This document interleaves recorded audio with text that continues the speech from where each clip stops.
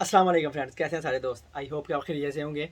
Friends, आज की video जो है मैं आपको एक खुशखबरी देने वाला हूँ। जितने भी दोस्त थे जिन्होंने अपने पैसे जमा करवाए हुए हैं, जिनके इजरा हुए थे, जितने भी रिटर्नी भाई इधर से गए हुए हैं और पेपर पास करके बैठे हैं, उनके वीज़े आए हैं।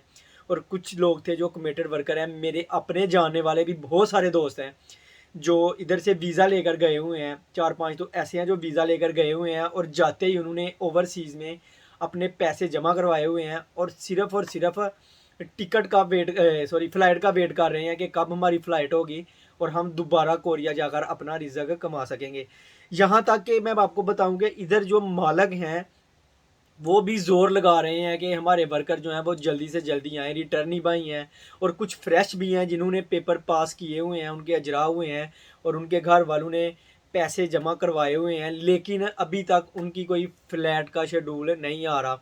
मैंने ओवरसीज़ में भी पाकिस्तान में कॉल करके पता किया था कि जो है कब तक फ़्लाइट का शेड्यूल है, लेकिन उन्होंने कहा भाई हमें क्या पता, आप कोरिया में बैठे हो, आप उधर से पता करो और हमें फिर पता चलेगा उधर से कोई शेड्यूल आएगा तो फिर हम इधर से जो है लड़कों को कॉलें करेंगे। और फ़्लाइट का शेड्यूल हमेशा एचआरडी वाले इधर से देते हैं, बद्दू के जिनके अजरा हुए होते हैं।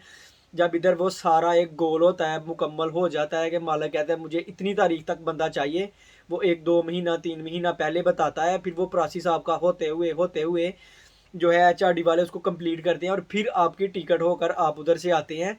ये नहीं कि कोरिया में आप आए तो जलील होंगे, ये वो आपको पता होगा सब दोस्तों को कि जब आप इधर आते हो आपको लेने के लिए एक स्पेशल बस आई होती है, फिर आप ट्रेनिंग सेंटर में जाते हो, उधर 2-3 दिन रहने के बाद आपको आपका मालिक आके ले जाता है और अगले दिन से आप काम पे स्टार्ट कर देते हो, काम पे चले जाते हो और अपना दाना पानी रिज़्क जो है वो स्टार्ट कर देते हो कमाना।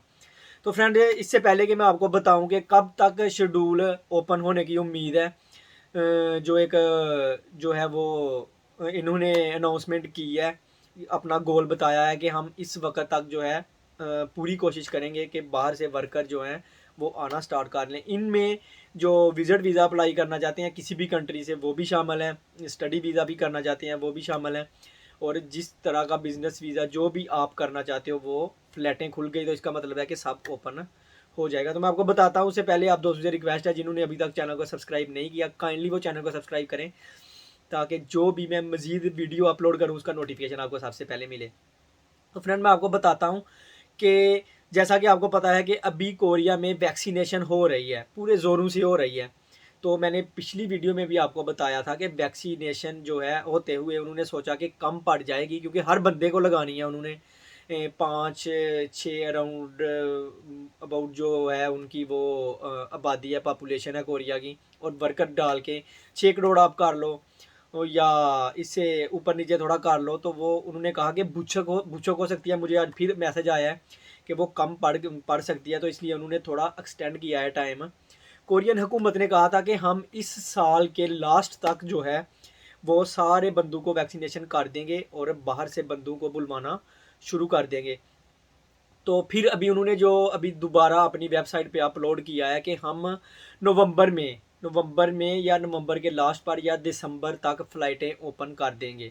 तो इसका मतलब है कि अगर फ़्लाइटें ओपन होती हैं, कोरिया में हर बंदे को वैक्सीनेशन हो जाती है, वैक्सीनेशन लग जाती है जब, यानी कि इनको कोई डर नहीं रहेगा कि दूसरे बंदे से दूसरे को कोरोना हो जाएगा, दूसरे को तीसरे से हो जाएगा, तो फिर वो बंदे बाहर से बुलवाना शुरू कर देंगे। तो जितनी भी कंट्री के लोग हैं, चाहे वो बांग्लादेश के हों, नेपाल के हों, श्रीलंका के हों, कंपोडिया, जहाँ के भी हों, 1-2 मुल्क से तो फ़्लाइटें आ भी रही हैं, कंपोडिया।